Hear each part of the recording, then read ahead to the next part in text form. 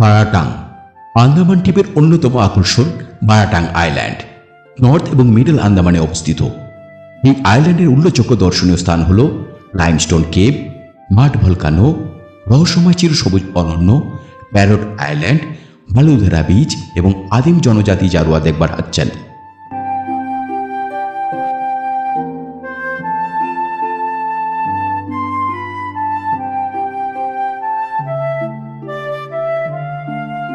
বিশেষভাবে মনে রাখবেন, জারোয়া রিজার্ভ ফরেস্ট হওয়ার জন্য ছবি তোলা, খাবার দেওয়া সম্পূর্ণভাবে নিষিদ্ধ, অন্যথায় জেল বা হাজতবাস এবং জরিমানা হবে। বারাটাং ট্রিপ কিভাবে করবেন? বারাটাং ট্রিপ তিনভাবে করতে পারবেন। প্রথমত, ফুল ডে অ্যাডভেঞ্চারে পরিপূর্ণ ডে ট্রিপ। অন্যটি বারাটাং স্টে করে। এক্ষেত্রে মূল সমস্যা বারাটাংয়ে হোটেল সীমিত। আর তৃতীয়ত, গাড়ি বা বাসে করে ডিগনিপুর, মায়াবন্দর বা রঙ্গত আইল্যান্ড ভ্রমণের মাধ্যমে। বারাটাং ট্রিপ কখন করবেন?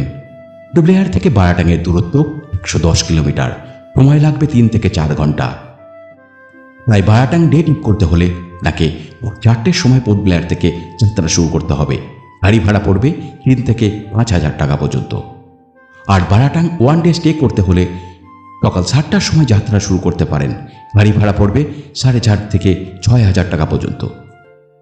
আবার 2 রাত 3 দিন বা 3 রাত 4 দিন ডিগনিপুর ট্রিপের মাধ্যমে করতে পারেন। সেক্ষেত্রে গাড়ি ভাড়া পড়বে 15 থেকে 18,000 টাকা পর্যন্ত। গাড়ি ভাড়ার জন্য কন্ট্যাক্ট নাম্বার স্ক্রিনে দেওয়া হলো।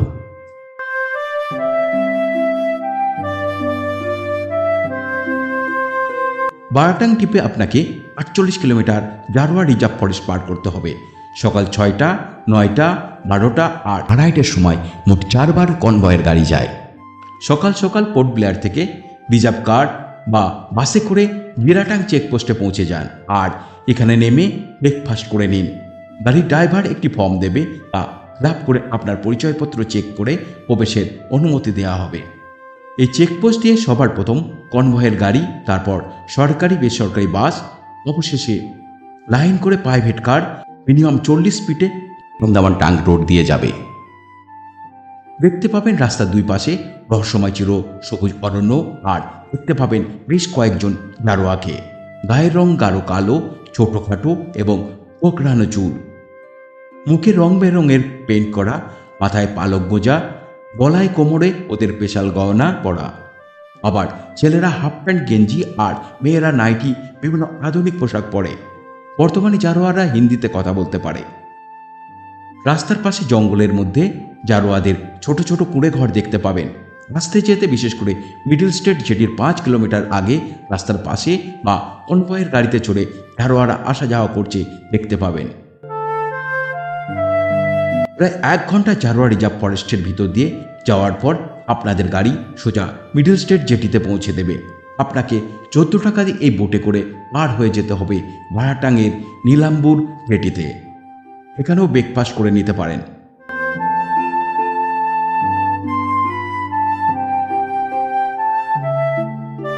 বারাটাং আইল্যান্ডে পৌঁছে একটি ফর্ম ফিল আপ করে নিন আর জনপ্রতি 800 টাকা দিয়ে লাইমস্টোন কেভের জন্য বোট ভাড়া করে নিন।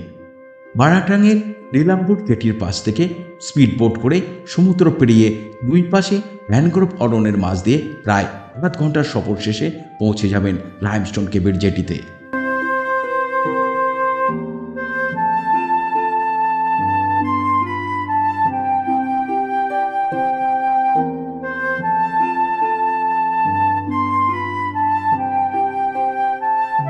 বোট প্রবেশ করবে খাঁড়ি পথে, দুপাশে ঘন ম্যানগ্রোভ অরণ্যের মধ্য দিয়ে। এরপর বোট ভিড়বে হাটের সেতুতে। এখান থেকে প্রায় 1.5 কিলোমিটার চড়াই উতরাই পেরিয়ে পৌঁছে যাবেন লাইমস্টোন কেভ। কিছুটা পথ ঘন গাছপালার মধ্যে দিয়ে ট্রেক করে এগোতে হবে গুহার দিকে। স্পিডবোটের চালকই হলো গাইড। লক্ষ লক্ষ বছর ধরে লাইমস্টোন আলো, জল আর হাওয়ার সাথে বিক্রিয়া করে বর্তমানে টাইট, ক্যালাকটাইট আর স্ট্যালাগমাইট বিবর্তিত হচ্ছে এবং হয়ে চলবে অনন্তকাল ধরে।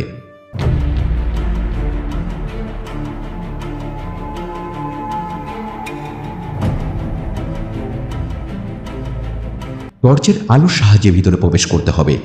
অবাক বিস্ময়ে দেখতে পাবেন প্রাকৃতিকভাবে সৃষ্ট চুনা পাথরের গুহার বিভিন্ন আকৃতির রূপ। यहाँ पर ध्यान दीजिए सभी कोई, भाई हमारा केव यहाँ से स्टार्ट होता है, यहाँ से ये पेड़ के पास से स्टार्ट होता है। हमारे केव का टोटल लेंथ 100 मीटर्स है। 100 मीटर्स में आपको 40 मीटर्स ओपन केव देखने को मिलेगा और 40 मीटर्स क्लोज केव, और 20 मीटर जो है 2004 में अर्थक्वेक आया था उसकी वजह से डैमेज हो गया, उसके आगे नहीं जा सकते। यहाँ पर जितने भी स्टोन आप लोग देख रहे हैं सभी ब्लैक हो गए हैं और डेड हो गए, ये ग्रो नहीं कर रहे हैं। ये डेड इसलिए हुए क्योंकि इन पर डायरेक्ट सनलाइट और रेन वाटर लगता है, इसलिए डेड हो गए, ग्रो नहीं करते। जब हम अंदर जाएंगे केव के अंदर तो वहाँ में आपको व्हाइट स्टोन, जिंदा स्टोन, लाइव स्टोन जो चुन्ना पत्थर का है जो ग्रो करता है वो देखने को मिलेगा। जब अंदर जाएंगे तभी सभी को अपना फ्लैश लाइट जला लीजिए क्योंकि अंदर अंधेरा है, और अंदर जाने के बाद वहाँ में कोई भी स्टोन को टच नहीं करेगा।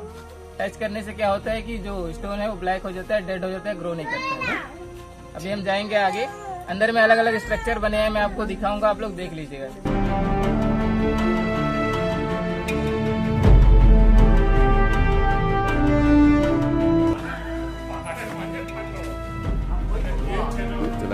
जल पड़ছে आपको दिख रहा है, देख लीजिए। ये जो स्ट्रक्चर है हमारा, जो बैकबोन होता है ना, स्पाइनल कॉर्ड, यहाँ पर सर राइट साइड में जहाँ मैं लाइट मार रहा हूँ ना, उसके शेप में बना हुआ है। उसके बाद उसके ठीक नीचे देखेंगे तो आपको जो गणेश जी का मूर्ति होती है उसके शेप में नजर आ रहा है। केव के अंदर में आप जैसे इमेजिन करेंगे आपको अलग अलग स्ट्रक्चर देखने को मिल जाएगा। यहाँ पर भी देखिए सी में जो जेलीफिश होता है ना, जेलीफिश देखिए ऊपर से लेकर नीचे तक वैसे नजर आ रहे हैं। टेम्पल में जो शंख होता है ना उसके शेप में नजर आ रहा है, देख लीजिए। उसके बाद में उसके राइट साइड में देखिए जो कोन आइसक्रीम का कोन होता है उसके शेप में नजर आ रहा है। उसके बाद उसके ऊपर देखेंगे तो बड़े बड़े होटल में जो झूमर लगाते हैं उसकी तरह दिख रहा है।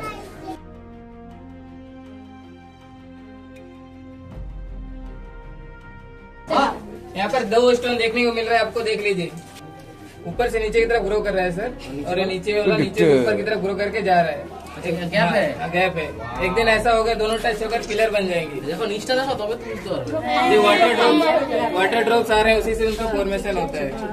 क्रैब भी है, क्रैब एक तो हाथ सराना दादा, क्रैब है तो इसका अंदर।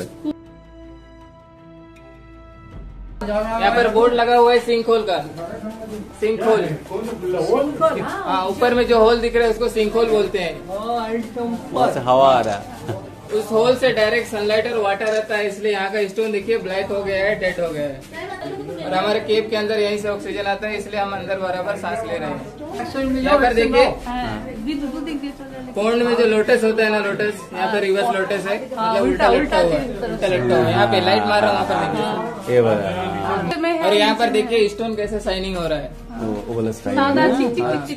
शाइनिंग इसलिए हो रहा है क्योंकि यहाँ पर सिलिका माइका ज्यादा है, इसलिए यहाँ पर ज्यादा शाइनिंग हो रहा है। ऊपर देखिए हमारे केक के ऊपर में ट्री है, उसका जो रूट है ऊपर से नीचे आया हुआ है पानी। और यहाँ पर भी ज्यादा शाइनिंग है, आप लोग देख सकते हैं। यहाँ पर शाइनिंग ज्यादा है। देखिए यहाँ पर जो स्ट्रक्चर दिख रहा है, जो शेर का पंजा होता है ना, शेर के पंजे के जैसे दिख रहा है। करेक्ट। उसके बाद उसके नीचे देखेंगे तो ऑक्टोपस के जैसे दिख रहा है। ऑक्टोपस। उसके बाद यहाँ राइट साइड में देखिए, यहाँ पर देखिए जो बेबी एलिफेंट होता है ना उसकी तरह दिख रहा है। और यहाँ पर देखिए आपको अलग से गोल्डन स्टोन नजर आ रहा है। हाँ, गोल्डन है, अलग से गोल्डन इसलिए हुआ क्योंकि देखिए यहाँ पर होल है। जब बारिश आता है तो बारिश का पानी के साथ मड और सैंड बहकर आता है, इसलिए यहाँ का जो स्टोन है गोल्डन कलर हो गया है। सुनामी अर्थक्वेक आया, उसके वजह से सारे रास्ते बंद हो गए। লাইমস্টোন কেভ থেকে রিটার্ন করে লাঞ্চ করে নিন, তারপর চলে যান মার্ট ভলকানো। যারা ডে ট্রিপ করবেন তারা 3টের লাস্ট কনভয়ে পোর্ট ব্লেয়ার ফিরে আসুন, আর যারা থাকবেন তারা সন্ধ্যার সময় ম্যারোট আইল্যান্ড আর পরের দিন সকালে ভালুডারা বিচ থেকে পোর্ট ব্লেয়ার ফিরে আসুন। মারাটাঙ্গে কোথায় থাকবেন? মারাটাঙ্গে থাকবার অপশান খুবই কম। এখানে 3টি গেস্ট হাউস রয়েছে, PWD guest house, forest department mangrove forest guest house এবং নীলাম্বর পঞ্চায়েতের গেস্ট হাউস। এছাড়া সুন্দরগড় গ্রামে বিউটেল রিসোর্ট আর ওইয়র কোরাল ক্রিক রিসোর্ট।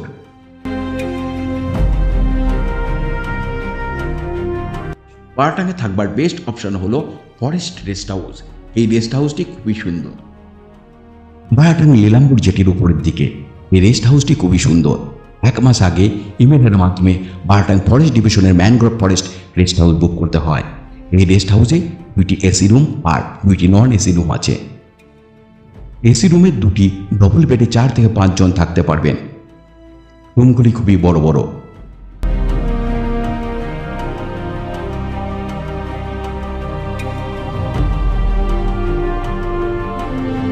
রুমে 2টি ডবল বেড, 2টি ব্ল্যাঙ্কেট, 2টি পিলো, বেতের সোফা, টিভি, ফ্যান সবই আছে। আবার বাথরুমটা বেশ বড়, কমোড, গিজার আছে। ভাড়া 500 টাকা পার বেড। আর নন এসি রুমে 2টি বেডে 4 জন থাকতে পারবেন। ভাড়া 250 টাকা পার বেড। এখানে খাবার সুব্যবস্থা আছে, আগে থেকে বলে রাখতে হবে। তবে এখানে কলকাতা হাইকোর্টের বা সরকারি আধিকারিকরা এই সময় আসলে আপনার বুকিং ক্যান্সেল হতে পারে।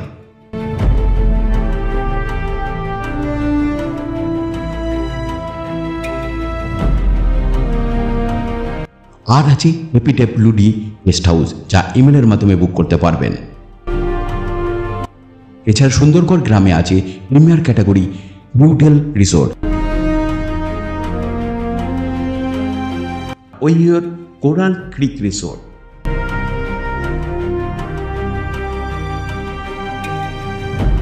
বারাটাঙ্গে লাঞ্চ কোথায় করবেন?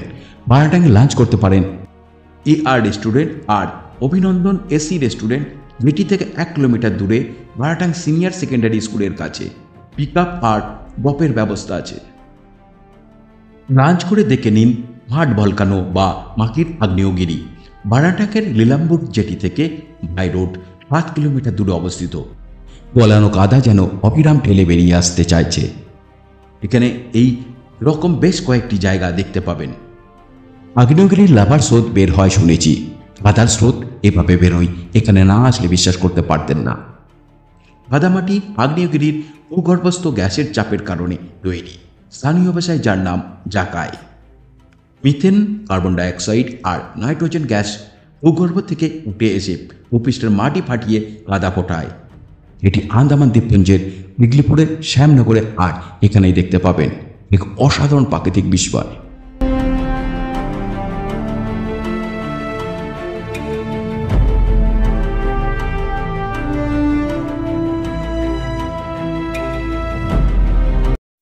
বারাটাং আইল্যান্ডের আর এক অসাধারণ দর্শনীয় স্থান হলো প্যারেট আইল্যান্ড। বারাটাং লীলাম্বর জেটি থেকে স্পিড ভাড়া করে যেতে হয়, জনপ্রতি 900 টাকা দিয়ে। তাই আধ ঘন্টা সময় লাগবে পৌঁছাতে। সূর্যাস্ত আর সূর্য উদয়ের সময় প্রায় 3000 প্যারট দেখতে পাবেন।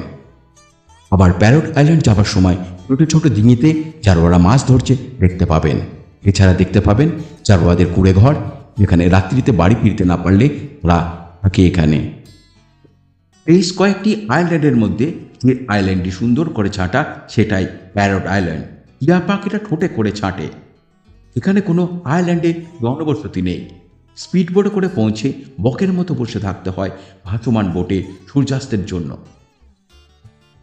সূর্যাস্তের সময় প্রথমে 4 থেকে 5টি প্যারট আইল্যান্ডের ওপর দিয়ে উড়ে যায় জায়গাটি পরীক্ষা করার জন্য। পরিদর্শন করার পর 10 মিনিট পরে বাকি প্যারটরা ঝাঁকে ঝাঁকে প্রবেশ করতে শুরু করে। সূর্যাস্তের পর আইল্যান্ডের কাছে নিজের বাসায় ফিরে আসে। ইয়াদ্বীপ যাবার সবচেয়ে ভালো সময় হলো সূর্যাস্তের সময়। এই সময় টিয়া পাখিরা তাদের ঘরে ফেরে। অন্য সময় এখানে কোনো টিয়া পাখি থাকে না। ইয়াদ্বীপ বা প্যারট আইল্যান্ড পাখি প্রেমীদের কাছে স্বর্গরাজ্য।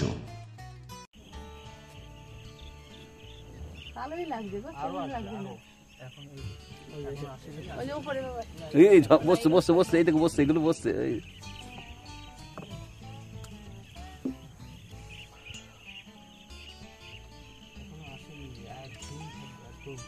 তো এটা এখানেও অনেকগুলো আছে, প্রায় প্রায় 50-60টার মতো হবে।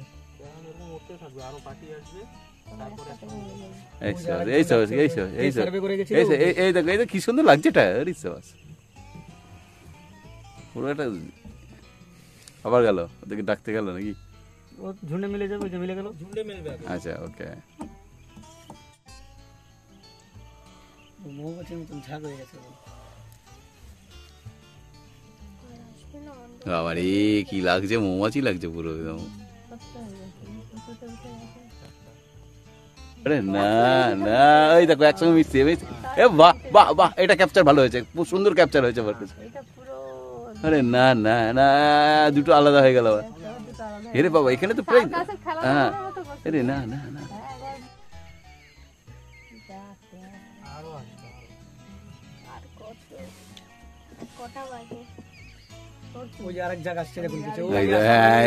ঢুকলো একটা, এক হচ্ছে সব, এবার দুটো এক হবে। হ্যাঁ, হিরি বাবা রে, প্রায় অনেকগুলো আছে। হ্যাঁ, পচে গেল না, এখন না বসিনি, দেখছি তো দুটো এক হয়েছে। ব্ল্যাকবার্ড নাই, এটা হচ্ছে টিয়া, টিয়া এগুলো টিয়া অবশ্যই। হ্যাঁ না, বসিনি এখনো, এখনো পাক খাচ্ছে, পাক খাচ্ছে সব একসঙ্গে। হ্যাঁ,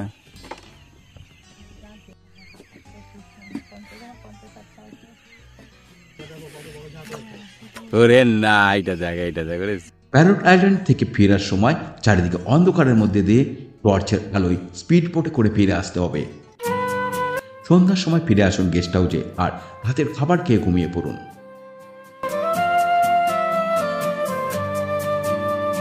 পরের দিন সকালে গেস্ট হাউস থেকে চেক আউট করে চলে যান বালুদেরা বিচ। বারাটাং আইল্যান্ডের বালুদেরা সমুদ্র সৈকত আন্দামানের অন্যতম সেরা সমুদ্র সৈকত হিসেবে পরিচিত। এই বিচের অন্যতম প্রধান আকর্ষণ হল সাদা বালি, স্বচ্ছ নীল জল,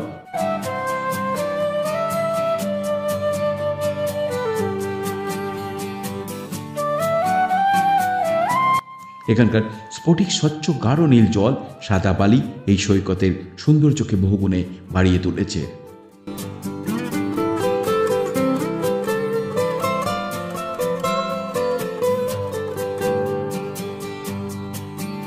এবার ফেরার পালা। এখান থেকে পোর্ট ব্লেয়ারে ফিরে আসতে পারেন কিংবা এখান থেকে রঙ্গত, মায়াবন্দর হয়ে ডিগলিপুর যেতে পারেন। পোর্ট ব্লেয়ারে ফিরবার জন্য সকাল 6:30, 9:30, 12:30 আর 3টের সময় কনভয় পাবেন। বারাটাং নীলাম্বুর জেটি থেকে 14 টাকা দিয়ে বোটে করে মিডল স্টেট জেটিতে পৌঁছে যান। তারপর 48 কিলোমিটার জারোয়া রিজার্ভ ফরেস্ট পার করে পোর্ট ব্লেয়ারে পৌঁছে যান। 1 রাত 2 দিনে এইভাবে ঘুরে আসুন, আবার ডে ট্রিপও করতে পারেন। আমরা 35 জন জারোয়া দেখতে পেয়েছিলাম। ভিডিওটি ভালো লাগলে বন্ধুদের সঙ্গে শেয়ার করবেন আর চ্যানেলটি অবশ্যই সাবস্ক্রাইব করবেন। দেখা হবে পরবর্তী ভিডিওতে। ধন্যবাদ।